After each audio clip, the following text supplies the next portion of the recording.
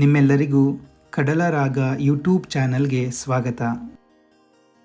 2023ರ ವೈಕುಂಠ ಏಕಾದಶಿಯಂದು ನಾವು ಶಿವಮೊಗ್ಗ ಜಿಲ್ಲೆಯ ತೀರ್ಥಹಳ್ಳಿ ತಾಲೂಕಿನ ಆರಗ ಎಂಬ ಊರಿನ ಸಮೀಪದ ಅರುಣಗಿರಿಯ ಎತ್ತರ ಶಿಖರದ ಪ್ರದೇಶದಲ್ಲಿ ವಾಸವಾಗಿರುವ ಶ್ರೀ ಲಕ್ಷ್ಮೀ ವೆಂಕಟೇಶ್ವರ ದೇವಾಲಯದ ಕಡೆಗೆ ಹೊರಟಿದ್ದೇವೆ.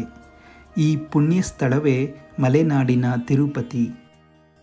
ತೀರ್ಥಹಳ್ಳಿ ತಾಲೂಕಿನಿಂದ 10 ಕಿಲೋಮೀಟರ್ ದೂರದಲ್ಲಿರುವ ಈ ದೇವಾಲಯ ವಿಜಯನಗರದ ಅರಸರು ಮತ್ತು ನಂತರ ಈ ಭಾಗವನ್ನು ಆಳಿದ ಕೆಳದಿ ಅರಸರಿಂದ ಆರಾಧಿಸಲ್ಪಟ್ಟಿದ್ದ ಶಕ್ತಿ ಸ್ಥಳವೆಂದು ಪ್ರಸಿದ್ಧವಾಗಿದೆ.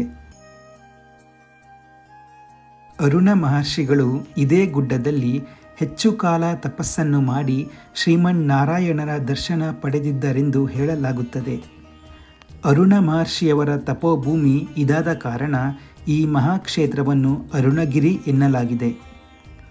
ಅರುಣಗಿರಿಯನ್ನು ಅಣ್ಣಿಗಿರಿ ಹಾಗೂ ಅಣ್ಣಯ್ಯಗಿರಿ ಎಂದೂ ಕರೆಯುತ್ತಾರೆ.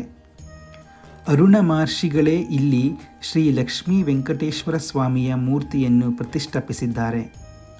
ಶ್ರಾವಣ ಮಾಸದಲ್ಲಿ ಇಲ್ಲಿ ನಿತ್ಯವೂ ವಿಶೇಷವಾದಂತಹ ಪೂಜೆ ನಡೆಯುತ್ತದೆ. ಗುರುವಾರದಂದು ಪಾರಾಯಣ ಪೂಜೆ, ಶುಕ್ರವಾರದಂದು ಲಕ್ಷ್ಮೀ ಪೂಜೆ ನಡೆಸಲಾಗುತ್ತದೆ. ಪ್ರತಿ ಶನಿವಾರ ದೇವರಿಗೆ ಸರ್ವಾಲಂಕಾರ ಪೂಜೆಯೂ ಇದೆ. ವಿದ್ಯೆ, ಉದ್ಯೋಗ, ವಿವಾಹ, ಸಂತಾನ ಇತ್ಯಾದಿ ಹಾಗೂ ಅನೇಕ ರೀತಿಯ ಕಷ್ಟ ನಿವಾರಣೆಯನ್ನೆಲ್ಲ ಬೇಡಿಕೊಂಡು ದೂರದ ಊರುಗಳಿಂದ ಭಕ್ತಾದಿಗಳು ಇಲ್ಲಿಗೆ ಆಗಮಿಸುತ್ತಾರೆ. ದೇವಸ್ಥಾನದ ಪಕ್ಕದಲ್ಲಿ ಅತ್ಯಂತ ವಿಸ್ಮಯವಾದ ಪುಣ್ಯ ಸ್ಥಳ ಹೊಂದಿದೆ. ಅದೇ ಶ್ರೀ ವೆಂಕಟೇಶ್ವರ ಸ್ವಾಮಿಯು ಪಾದ ಊರಿದ ಸ್ಥಳ. ಈ ಸ್ಥಳದಿಂದಲೇ ದಂಡ ಊರಿ ತಿರುಪತಿ ಕ್ಷೇತ್ರಕ್ಕೆ ವೆಂಕಟೇಶ್ವರ ಸ್ವಾಮಿಯು ಜಿಗಿದಿದ್ದರಿಂದ ಈ ಕ್ಷೇತ್ರ ತಿರುಪತಿಗೆ ಮೂಲ ಎನ್ನಲಾಗಿದೆ. ಇದರ ಸಮೀಪದಲ್ಲೇ ದಂಡ ಊರಿದ ಚಿಹ್ನೆಯೂ ಇದೆ. ತಿರುಪತಿಯಂತೆ ಈ ಕ್ಷೇತ್ರದಲ್ಲೂ 960 ಮೆಟ್ಟಿಲುಗಳಿವೆ.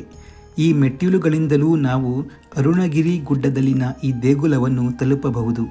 ಹಾಗೆಯೇ ಈ ಬೆಟ್ಟದ ಕೆಳಭಾಗದಲ್ಲಿ ಸಿದ್ಧರ ಗುಹೆ ಇದೆ. ಈ ಗುಹೆಗೆ ವಿಶೇಷವಾದ ಪೂಜೆಯನ್ನು ಪ್ರತಿ ವರ್ಷದ ಕಾರ್ತಿಕ ದೀಪೋತ್ಸವದಲ್ಲಿ ಸಲ್ಲಿಸಲಾಗುತ್ತದೆ.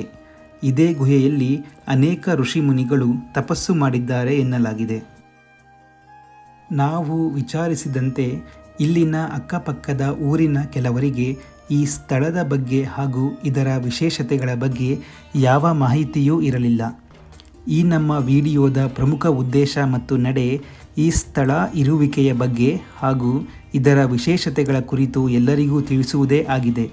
ಜೊತೆಗೆ ಸರ್ಕಾರವೂ ಸಹ ಈ ಕ್ಷೇತ್ರದ ಅಭಿವೃದ್ಧಿಯ ಕಡೆಗೆ ಹೆಚ್ಚು ಗಮನ ಹರಿಸಲಿ ಎನ್ನುತ್ತಾ ನಮ್ಮ ಈ ವಿಡಿಯೋ ನೋಡುತ್ತಿರುವ ನಿಮ್ಮೆಲ್ಲರಿಗೂ ತುಂಬು ಹೃದಯದಿಂದ ಧನ್ಯವಾದಗಳು.